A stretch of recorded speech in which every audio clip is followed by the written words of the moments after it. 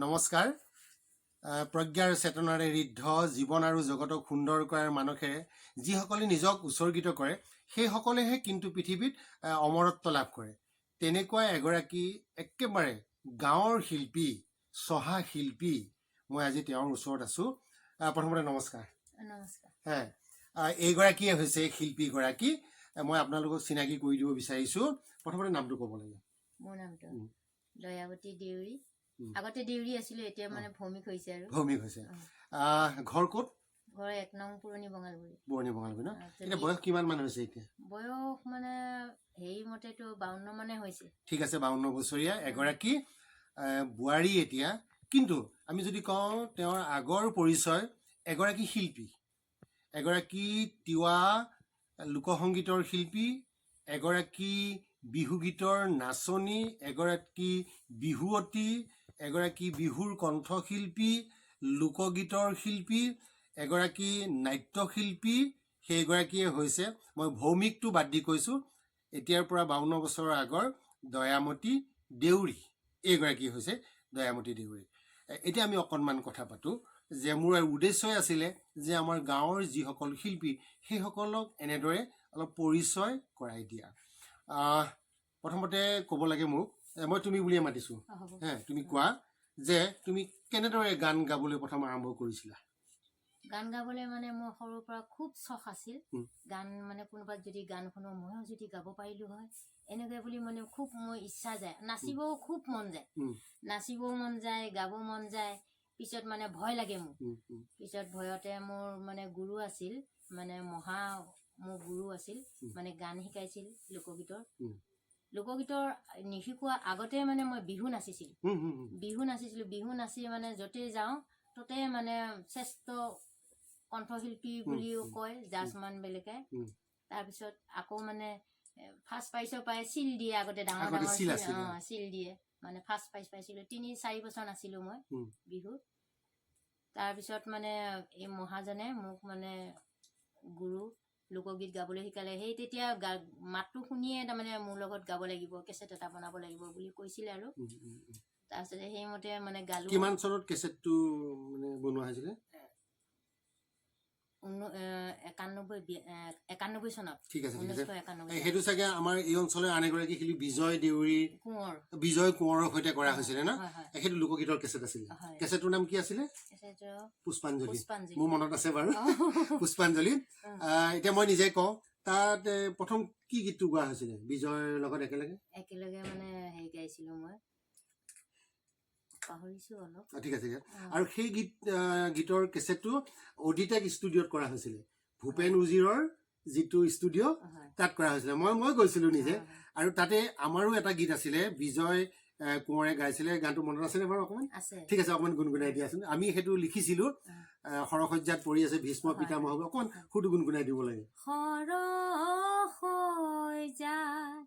পৰি আছে ভীষ্ম পিতামহ,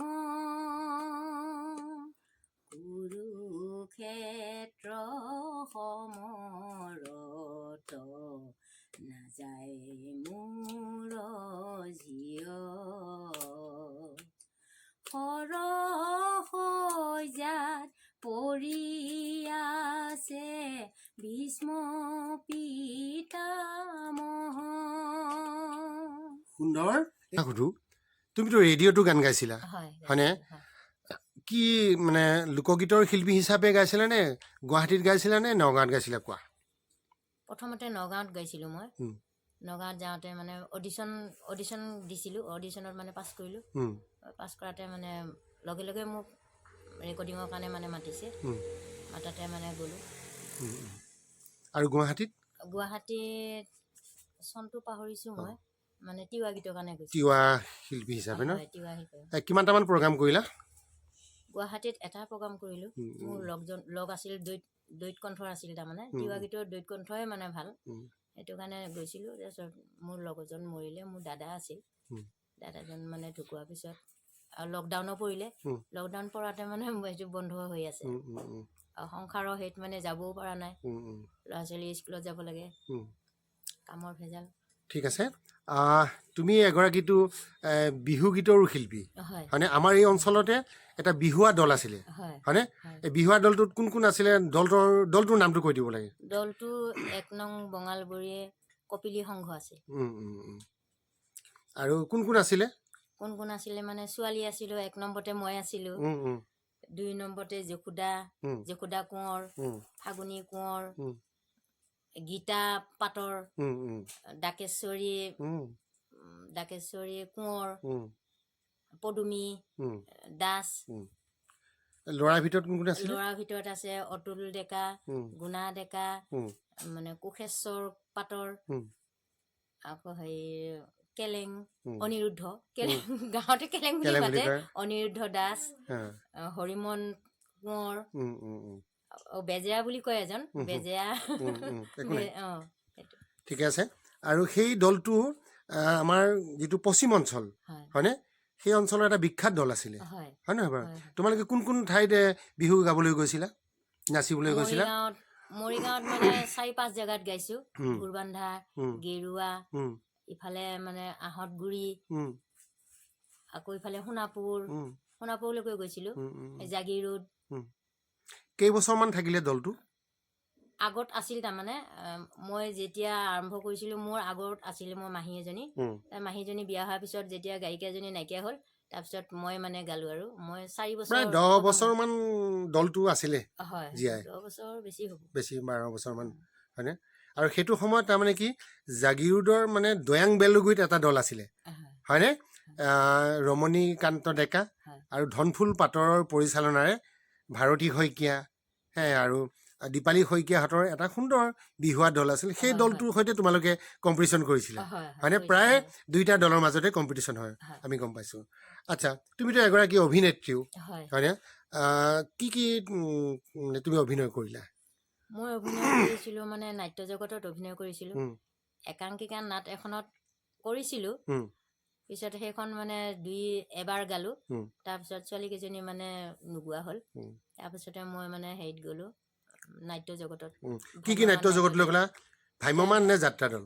ভ্ৰাম্যমাণ মানে যাত্ৰা দল। অঁ, যাত্ৰা দল। কি কি হয়। নামকেইটা কৈ দিব লাগে? এটা ৰূপকোঁৱৰ নাট্য পৰিষদ, এটা শ্ৰী বিষ্ণু, উম, আৰু মালৈবাৰী জনতা। জনতা নাট্য পৰিষদ। অঁ, অঁ, এই 3 জেগাতে মানে মোক ভাল পাই মানে মালিকবিলাকে এৰিয়ে দিব নিবিচাৰে। উম, উম। কিমান বছৰমান থাকিলা?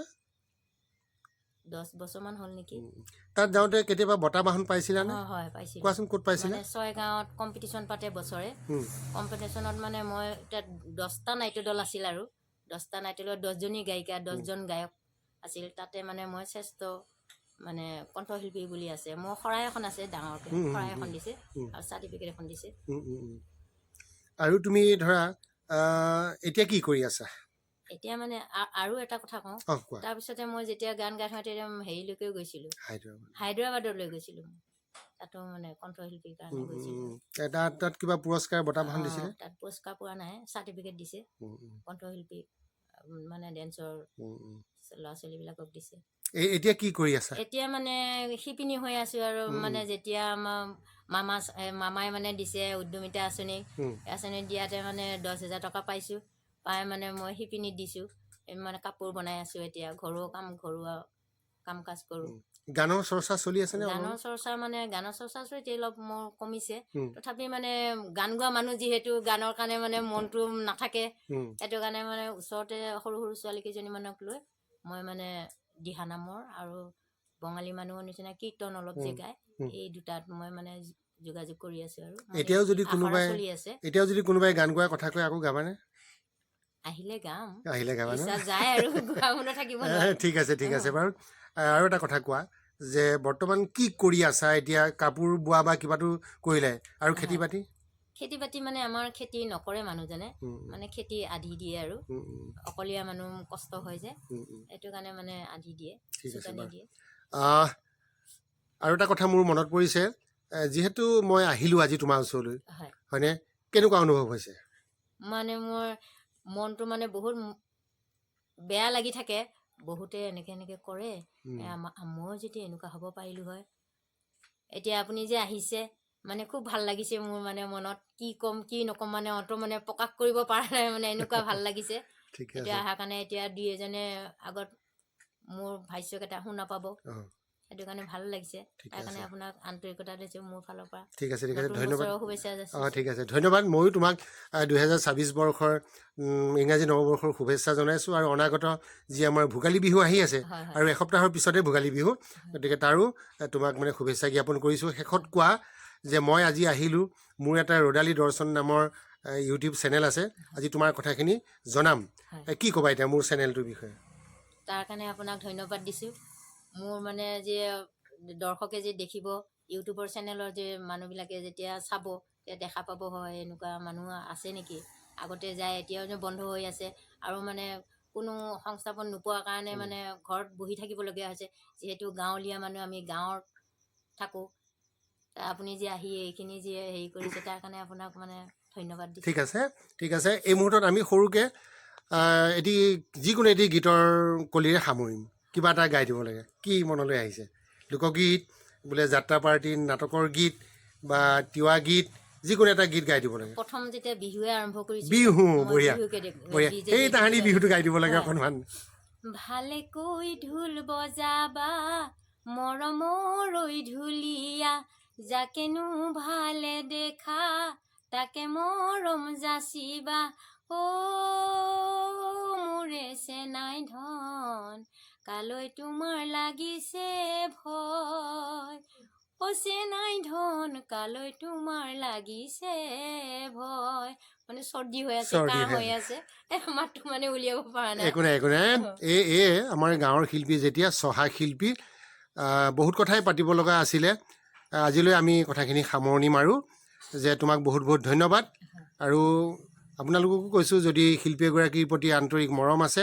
তেনেহ'লে সকলোৱে আদৰি ল'ব আৰু আমাৰো যিটো ৰদালি দৰ্শন ইউটিউব চেনেল আছে সেই চেনেলটো আগুৱাই যোৱাত আপোনালোকে সহায় কৰিব লাইক কমেণ্ট শ্বেয়াৰ কৰি মোৰ চেনেলটো আগুৱাই যোৱাত আপোনালোকে সহায় কৰিব আৰু পুনৰবাৰ তোমাক শুভেচ্ছা জনাইছোঁ শিল্পী জীৱন আৰু ভাল হওক তাকেই কামনা কৰি আজি অনুষ্ঠানটো ইমানতে সামৰণি মাৰিছোঁ ধন্যবাদ নমস্কাৰ